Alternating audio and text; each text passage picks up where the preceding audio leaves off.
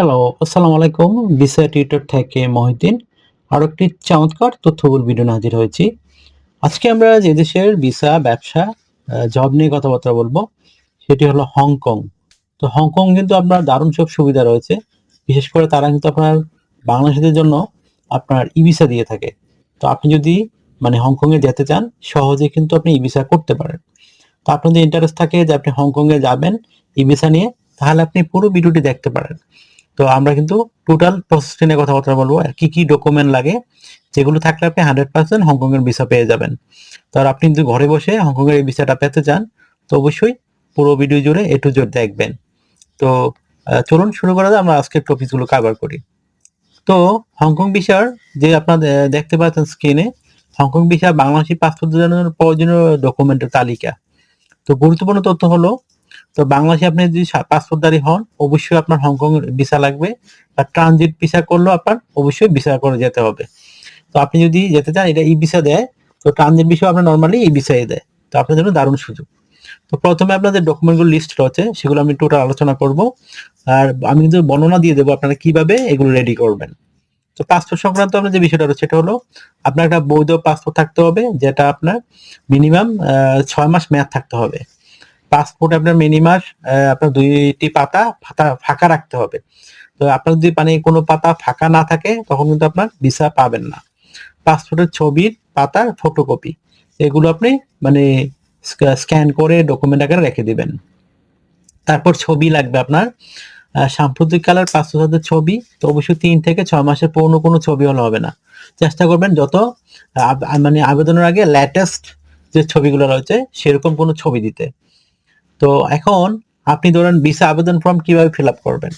তো সেই যে ভিসা আবেদন ফর্মটি যে রয়েছে, সে লিঙ্ক সরাসরি কিন্তু অফিসিয়াল লিঙ্ক রয়েছে। সেই লিঙ্কটি কিন্তু আমরা আপনাদের জন্য ভিডিও ডেসক্রিপশন বক্সে দিয়ে রাখবো। আপনি ওই লিঙ্কে গিয়ে সরাসরি আবেদন করতে পারবেন। তো আপনার যে ইমিগ্রেশন অফিসিয়াল ওয়েবসাইটটা রয়েছে, সেটা কিন্তু আপনাকে অবশ্যই ফর্মটা ভালো করে ফিল আপ করতে হবে। এটা খুবই সহজ একটা প্রসেস। তো আমরা আপনাকে সেই লিঙ্কটা দিয়ে দেবো। তো তারপর আপনি এখানে যে ডকুমেন্টগুলো রেডি করবেন, ফ্লাইট বুকিং, তো এটা কিন্তু কনফার্ম আপনাকে করতে হবে রেফারেন্স নাম্বার সহ। আসা যাওয়ার বিমান টিকিটের রিজার্ভেশন, এটা কিন্তু আপনাকে টিকিট কাটতে হবে না, কিন্তু আপনাদের কনফার্ম রেফারেন্স সহ বুকিং করে রাখবেন, এটাতে আবেদন করতে পারবেন। তারপর হোটেল বুকিং, আপনাকে হোটেলে থাকার যে বুকিং রয়েছে অনলাইনে, সেটি আপনাকে করতে হবে। চেক ইন, চেক আউট তারিখ সহ সবকিছু কিন্তু করা থাকে হোটেল বুকিং করলে। আর যদি আপনি কোনো ইনভাইটেশন আনতে পারেন, আপনার বন্ধু বান্ধব রয়েছে, তাদের ঠিকানা যদি ব্যবহার করেন, তো আপনার কিন্তু এই হোটেল বুকিং না করলে হবে, আপনি ইনভাইটেশন দিয়েই ওই আপনার আবেদন করতে পারবেন। তারপর আর্থিক সক্ষমতা রয়েছে আপনার, সেটির প্রমাণ লাগবে। আপনার ব্যাংক স্টেটমেন্ট মিনিমাম 3 থেকে 6 মাসের। তো আপনি চিন্তা করবেন মিনিমাম আপনার 4 থেকে 5 লাখ টাকা যেন থাকে ক্যাশ। তারপর আর নিয়মিত লেনদেন থাকে। তারপরে ব্যাংক সার্টিফিকেট থাকলে ভালো, না থাকলে সমস্যা নাই। আর যদি আপনার কোনো এফডিআর থাকে বা সঞ্চয় পাসপোর্ট, এগুলো আপনি দিতে পারেন। এগুলো কিন্তু আপনার কাজে লাগবে, এগুলো কাজে লাগবে। তো আপনি কিন্তু সেই সুযোগটি নিতে পারেন, ঠিক আছে। তো আপনি যদি জব করে থাকেন কোম্পানি থেকে, সেই কোম্পানির অবশ্যই কিন্তু আপনার ডকুমেন্ট লাগে। তারপর পেশাগত ডকুমেন্ট আমরা বলি এটাকে। তো আপনি কোম্পানির ডকুমেন্ট, বিশেষ করে এটাকে এনওসি বলে, নো অবজেকশন সার্টিফিকেট। তারপর আপনার বেতন বা স্যালারি সার্টিফিকেট আমরা বলি, বেতন স্লিপ, এটাও আপনার দিতে পারেন। আর যদি আপনি চাকরি না করে থাকেন, কোনো ব্যবসায়ী হয়ে থাকেন, অবশ্যই আপনার কিন্তু ট্রেড লাইসেন্স লাগবে, টিন সার্টিফিকেট লাগবে আপনার।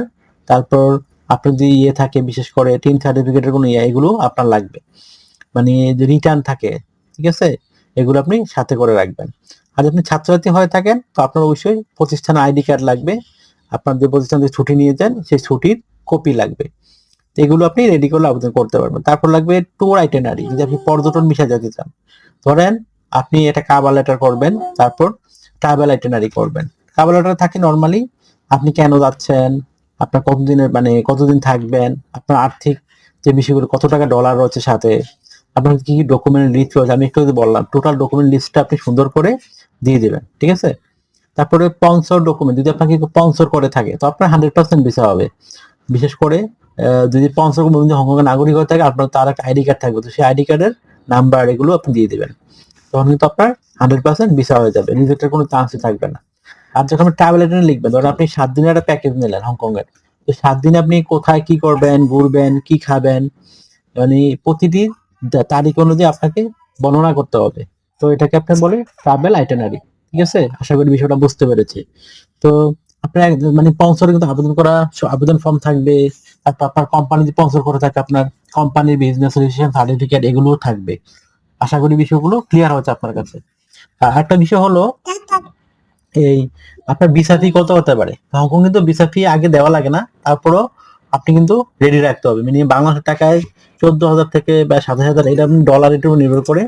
এছাড়া আপনি ধরেন যে বিষয়টা রয়েছে বিশেষ করে এটা কিন্তু আপ ডাউন হয়। এটা আপনি ওয়েবসাইট থেকে দেখে নিতে পারেন যে হংকং এ কত টাকা ভিসা ফি হয়। ঠিক আছে? এটা কিন্তু আপ ডাউন হয়ে থাকে, এগুলো চেঞ্জ হয়ে থাকে প্রতি মাসে বছরে অনেক সময় চেঞ্জ হয়ে যায়। তো আপনি কি ধরনের ভিসা যাবেন?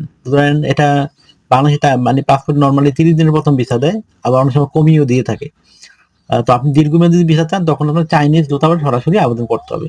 আর যে অফিসিয়াল লিঙ্ক রয়েছে সেটা হলো www.imm.d.gov.hk। ঠিক আছে? এটা হলো অফিসিয়াল লিঙ্ক। এই লিঙ্ক ছাড়া আপনি যদি অন্যান্য মানে ইয়ে থেকে আবেদন করেন তো আপনি কিন্তু প্রতারণার শিকার হতে পারেন। আশা করি বিষয়টা বুঝতে পেরেছেন। আপনি কিন্তু 1 মাসের মধ্যেই অ্যাপ্রুভাল চলে আসে।